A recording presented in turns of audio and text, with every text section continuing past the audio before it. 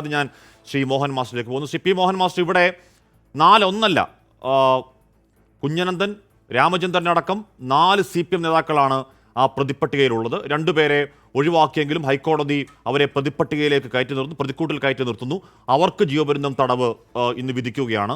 Shri Mohan master, ഇതിൽ CPM ഒരു കാലത്തും ആലുവ മണപ്പുറത്ത് വെച്ച് കണ്ട പരിചയം പോലുമില്ല, ബന്ധം പോലുമില്ല എന്ന് പറയുമ്പോൾ പോലും ചന്ദ്രശേഖരന്റെ രക്തസാക്ഷിച്ചോര 4 CPM നേതാക്കളുടെ കയ്യിലുണ്ട് എന്നിന്ന് പറയുകയാണ് കോടതി. രാഷ്ട്രീയ വൈരാഗ്യമാണ് എന്ന് പറയുകയാണ് കോടതി. CPMനുള്ള തിരിച്ചടിയല്ലേ മാഷേ ഇന്നത്തെ കോടതി വിധി? ഇതൊക്കെ നിങ്ങൾ മാധ്യമങ്ങളുടെയും അതുപോലെ CPMന്റെ രാഷ്ട്രീയമായി CPMനെ എതിർക്കുന്ന ശക്തികളുടെയും വ്യാഖ്യാനങ്ങളാണ്. ഇതുപോലുള്ള ദൗർഭാഗ്യകരമായ ഒരു സംഭവം നടന്നു കഴിഞ്ഞാൽ അതിൽ യഥാർത്ഥത്തിൽ പങ്കാളികളാകുന്ന ആളുകളെയൊക്കെ അന്വേഷിച്ച് കണ്ടെത്തുക എന്നുള്ളത് നിയമാനുസൃതമായ ഒരു നടപടിയാണ്. അത് ചെയ്യുന്നതിന് ഇന്ന് വ്യത്യസ്തമായി CPIMന് ഇത്തരമൊരു കേസിൽ CPMനെതിരായി യഥാർത്ഥത്തിൽ ഇതിൻ്റെ ഭാഗമായ ഒരു ഗൂഢാലോചന നടന്നിട്ടുണ്ട്. എന്നിട്ട് CPMനെ ഇതിലേക്ക് വലിച്ചിഴക്കാനാണ് അക്കാലത്തെ അന്ന് കേരളത്തിൽ അധികാരത്തിലുണ്ടായിരുന്ന ഉമ്മൻചാണ്ടി ഗവൺമെൻറ്, അന്നത്തെ ആഭ്യന്തര വകുപ്പ്, UDFൻ്റെ കോൺഗ്രസ് പരിശ്രമിച്ചത്. അതിൻ്റെ ഭാഗമായിട്ടാണ് CPMനെ ഇതിലേക്ക് വലിച്ചിഴച്ചത്.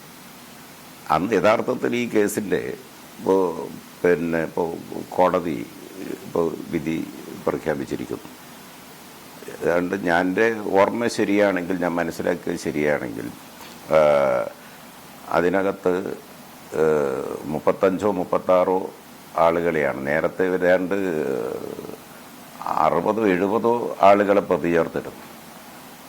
വിചാരണ കോടതി ആ വിചാരണക്കിടയിൽ തന്നെ കുറേ പേര് അതിനിടയിൽ നിന്ന് ആ പട്ടികയിൽ നിന്ന് ഒഴിവാക്കുന്ന നിലയുണ്ടായി. വിചാരണ ഘട്ടത്തിൽ തന്നെ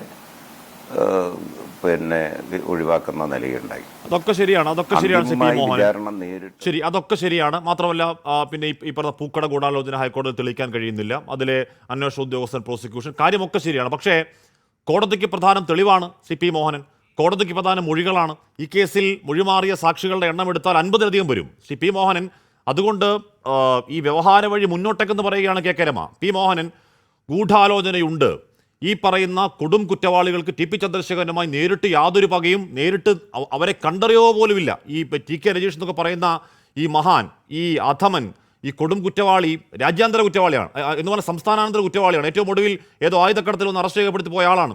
അവർക്ക് TP ചന്ദ്രശേഖരൻ എന്താണ്? അതിൻ്റെ പിന്നിൽ, അവർക്ക് കത്തി കൊടുത്ത് വിട്ടവർക്ക് പിന്നിൽ ഒരാളുണ്ട് എന്ന് KK രമ വിശ്വസിക്കുന്നു. അതൊരു യുക്തിയുണ്ട്.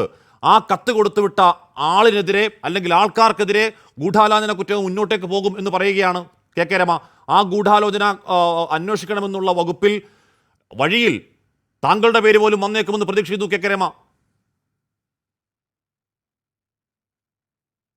അത് അവരുടെ ഒരു നിങ്ങൾക്കറിയില്ലേ, ഇതൊക്കെ ഒരു CPM വിരുദ്ധ പക്ഷത്ത് നിൽക്കുമ്പോൾ ഇങ്ങനെയൊക്കെ പറയുമല്ലോ. അതായിട്ട് കണ്ടാൽ മതി. അങ്ങനെ, കാരണം ഇതാണല്ലോ ഇപ്പം വളരെ കൃത്യമായി പൊളിഞ്ഞിരിക്കുന്നത്. ഇത് നിങ്ങളാരും ഒരു മാധ്യമങ്ങളും അത് ജനങ്ങളുടെ മുമ്പ് കൊണ്ടുവന്നില്ല. കൊണ്ടുവരാതിരുന്നത് മാധ്യമങ്ങൾക്ക് മഹാഭൂരിപക്ഷത്തിനുള്ള ഒരു CPM വിരുദ്ധ നിലപാടിൻ്റെ ഭാഗമായിട്ടാണെന്ന് ഞങ്ങൾക്ക് തിരിച്ചറിയാം.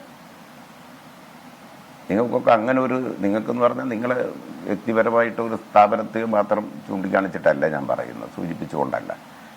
അതിൻ്റെ ഒരു ഒഴുക്കിൽ ഇത് കണ്ടില്ലെന്ന് നടിക്കുകയാണ്. യഥാർത്ഥത്തിൽ ഇതൊരു സുപ്രധാനമായ വിധിയല്ലേ?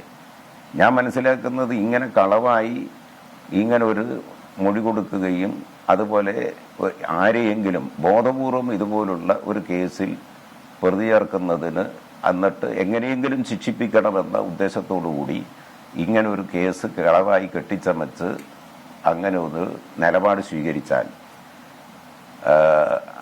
ഒരു ചുരുങ്ങിയത് 7 കൊല്ലമെങ്കിലും കഠിന തടവും അതുപോലുള്ളതും കിട്ടാവുന്ന കുറ്റമാണ് ഈ പോലീസ് ഉദ്യോഗസ്ഥരും മാധ്യമ ഗൂഢാലോചന, മാധ്യമങ്ങളുടെ താല്പര്യം അങ്ങ് പറഞ്ഞത് മനസ്സിലാവുന്നില്ല. ഇത് കോടതി പറയുന്നതാണ്. കോടതിയിലേക്ക് ഒഴിവാക്കിയ പ്രതികളെ ശിക്ഷിക്കണമെന്ന് ആവശ്യപ്പെട്ടുകൊണ്ട് പോകുന്നതാണ്. അത് കോടതി കണ്ടെത്തുന്നതാണ് 2 CPM നേതാക്കളടക്കം. ശ്രീ പി മോഹനൻ, ഇപ്പോൾ താങ്കൾ പറയുന്ന താങ്കൾക്ക് എതിരെ ആരോപിക്കപ്പെട്ട പൂക്കട ഗൂഢാലോചന ഹൈക്കോടതിയിൽ നിന്നില്ലെങ്കിൽ അത് ഹൈക്കോടതി പറയുന്ന ആ വിധിയെ ഉയർത്തിക്കാണിക്കുകയാണെങ്കിൽ 2 CPM നേതാക്കളാണ്, ഏരിയ കമ്മിറ്റിയുടെയും ലോക്കൽ കമ്മിറ്റിയുടെയും പ്രധാനപ്പെട്ട 2 ജില്ലകളിലെ നേതാക്കളാണ്. അവർ കുറ്റക്കാരാണെന്ന് കോടതി കണ്ടെത്തുന്നതും കൂടി ഉയർത്തിപ്പിടിക്കണം CPM. ഞാൻ അങ്ങനെയൊക്കെ എത്താം.